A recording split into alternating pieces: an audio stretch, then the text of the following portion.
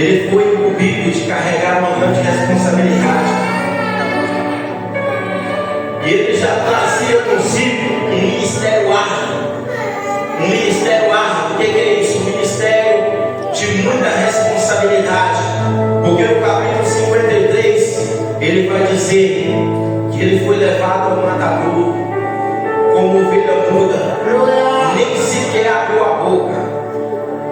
Ele foi moído pelas nossas transgressões, castigado pelos nossos pecados, pois o castigo que nos traz a paz estava sobre ele, e sobre as tuas pisaduras nós fomos sarados.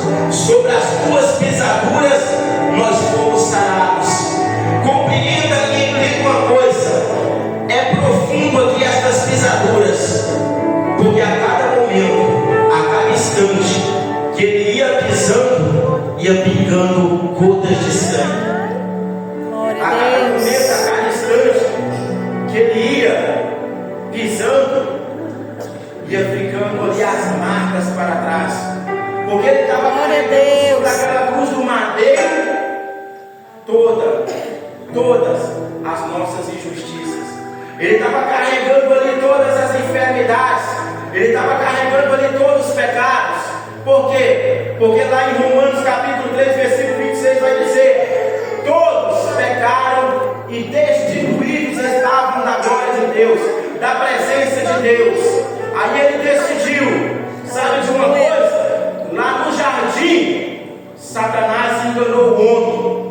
Lá no jardim do Éden, Satanás, ele envergonhou a família. Lá no jardim, Satanás teve êxito. Mas lá na cruz, eu vou resgatar o valor da família. Jesus Cristo está dizendo: é necessário descer para resgatar o que se havia perdido. É necessário eu deixar meu trono. É necessário eu deixar minha glória.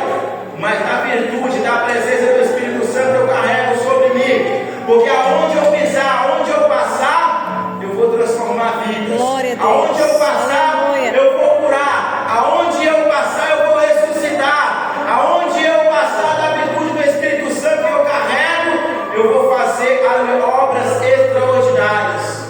E ele foi o maior missionário que pisou sobre essa terra, para nos ensinar que nós também podemos, aleluia, sermos o referencial, sermos espelho, sermos, aleluia, seja referência.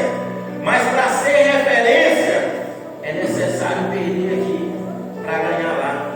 É necessário nós não amar a nossa vida, porque aquele que amar a tua vida perderá, mas aquele que perder a tua vida terá. Significa, eu explico, que se nós colocarmos o nosso amor, o nosso coração, somente nesta vida nós somos miseráveis.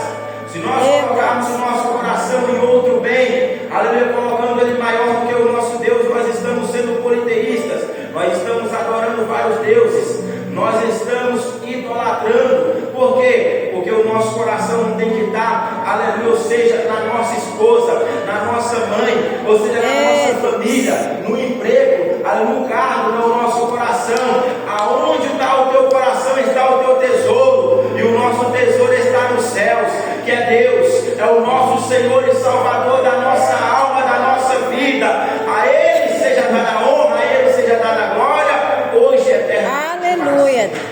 Quando nós entendemos isso, nós passamos então a acreditarmos, nós passamos a ter fé. Hebreus, no seu capítulo 11, versículo 6, vai dizer: ora, sem fé é impossível agradar a Deus, porque importa que aqueles que dele se aproximam, creia que ele exista e é galardoador daqueles que o buscam.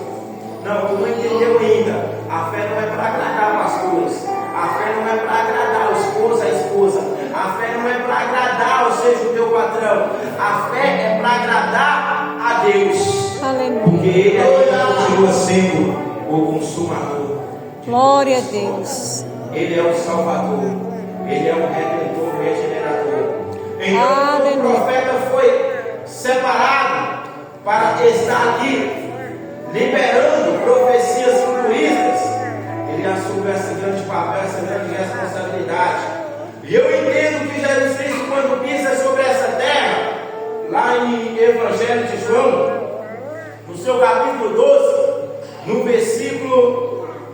no capítulo 12 mesmo, para você não se perder aí, vai dizer que se o grão de trigo não morrer, caindo na terra, ele fica só, mas morrendo, ele dá muitos frutos. Jesus Cristo estava dizendo, é necessário eu descer dessa terra, só simplesmente para um papel fundamental, que é dar a minha vida em favor da vida de todos nós, da vida de vocês. Jesus estava falando assim: se eu não morrer, vocês não têm vida. Se eu não morrer, eu não dou fruto. Meu Deus. Aleluia, Deus. Não adianta eu vir para a igreja e continuar a mesma pessoa. Não adianta eu vir para a igreja e continuar da mesma forma. Não adianta eu aceitar Jesus e continuar da mesma maneira. Por quê? Porque eu não morri para o mundo ainda. Eu não renasci novamente, eu não tive uma entrega, ou seja, deliberadamente. Eu não tive uma conversão totalmente. Lá em João 3 vai dizer, na verdade, o necessário é nascer de novo da água e do Espírito, para que veja o reino dos céus. No versículo 5, na verdade, eu vos digo que aquele que não nascer de novo não entrará no reino dos céus. Então ele está aplicando aos nossos corações que é necessário nós deixar ele fazer a mudança na nossa vida. É necessário nós nos entregarmos, aleluia, para que ele venha nos conduzir. Porque assim como o inimigo, ele precisa de um veículo para conduzir, para fazer, ou seja, todos os tipos de coisas, aleluia, ou seja, malefícios que ele gosta, ele precisa de um veículo, ele precisa de uma condução, e ele entra em alguém, e noutra hora nós andávamos desgarrados como ovelha perdida. Aleluia. Mas entenda e compreenda uma coisa: a partir do momento que nós, aleluia, somos corajosos e viemos para a casa do Senhor, aleluia, nós já cumprimos, ou seja, nós já compramos briga com Satanás, nós já compramos briga com o inferno. Por quê? Porque primeiro nós ataca e depois ele vai nos contra-atacar. E aí, verdade. Nós precisamos estarmos revestidos, Efésios 6, versículo 10 a seguir. Precisamos nos revestir com as armaduras, precisamos nos blindar, precisamos o quê? Orarmos? Sim, mas primeiro a palavra vai dizer: vigiai e orai. Tem muitos aí que só fala para orar, orar e orar. Não adianta você passar a noite inteira orando, se no outro dia você não vigia. O inimigo vem e toma a tua bênção, o inimigo vem e tenta te envergonhar. Esse é o papel de Satanás, querer envergonhar a imagem, a semelhança de Deus.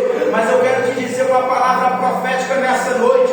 Se glória a Deus. Até aqui não foi, aleluia, ou seja, pelo teu potencial, simplesmente não foi pelo teu mero, aleluia, ou seja, credencial, não. Foi porque Jesus Cristo que te comprou, derramou o sangue dele na cruz do Calvário e ele te chamou pelo glória teu nome, a Deus. assim como ele conhece o nome de cada uma das estrelas, aleluia, ele te chamou pelo teu nome. Mas eu quero te dizer uma coisa: evangelho, aleluia, luta. Evangelho é batalha.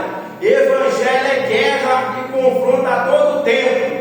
Lá em 1 Coríntios capítulo 5, versículo 17 vai dizer: porém, toda vez que você ouve essa palavra porém, você já fica com um pé atrás, porque vem algo aí, vem, ou seja, alguma advertência aí. Porém, se vós estáis em Cristo, nova criatura é, e as coisas velhas se passaram e eis que tudo se fez novo. Agora a tua geladeira se converteu, nela não vai mais coisa do mundo. Agora o teu carro, a tua moto, ela também é convertida. Se você entregou a tua vida para Jesus, na tua casa também ela é convertida. Se você entregou a tua vida para Jesus, então se você é uma nova pessoa, lavado e remido no sangue de Jesus Cristo, agora no Salmo 1, você não entra mais, não se junta mais na roda dos escarnecedores, não ouve o conselho dos ímpios, mas antes você tem o prazer na lei do Senhor, e nessa lei você medita de dia, seja sabedoria para você fugir da aparência do mal. Glória a Deus, aleluia. Buscar o Senhor constantemente,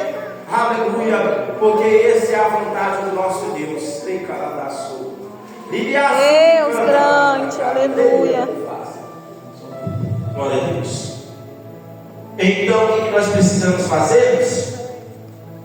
Reconhecer o Senhor na nossa vida, reconhecer o Senhor na nossa história. Aleluia. Uma vez eu disse aqui, uma vez eu dizendo aqui, que evangelho é perder, evangelho é enganar. O povo pediu um rei, o povo pediu um rei, e Deus deu para o povo um rei, Saul. Mas para ele dar um rei para o povo, foi necessário o pai de Saul perder as cabras. Então toda vez que Deus permite perder alguma coisa, é para levantar alguém.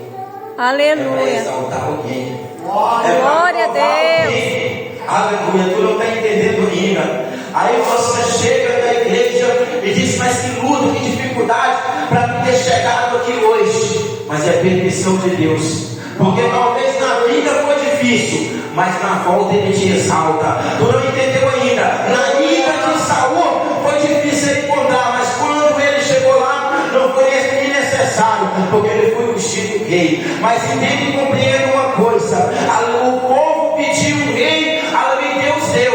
Mas chegou um momento agora que é necessário agora Saul perder o rei, para que Deus escolhe segundo o coração dele. Você não tem que andar como o mundo anda, não com as escolhas dos homens, mas a escolha de Deus. Foi necessário Saul perder o reino, e na perda, por isso que o evangelho é perda.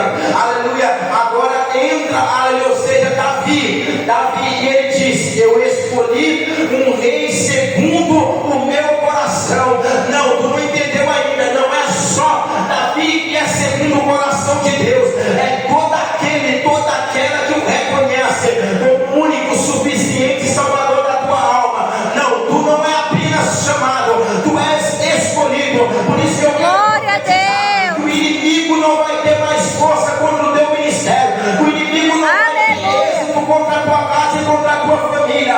Porque quem te escolheu, quem te separou, quem te chamou é maior, aleluia, para decretar vitória sobre a tua casa. Começa a profetizar a partir desse exato momento sobre o teu relacionamento, aleluia, Glória a Deus, com a tua aleluia. esposa.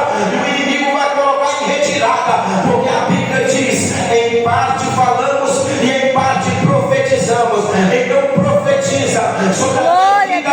Satanás não tem poder sobre a minha saúde, ele não toca. Sobre a minha família, ele não se anda. Sobre a minha casa, ele não pisa. Porque a minha casa tem anjos guardando, tem anjos protegendo, tem anjos de Deus, aleluia, em favor, aleluia, da tua vida. Glória a Deus, aleluia. A palavra vai dizer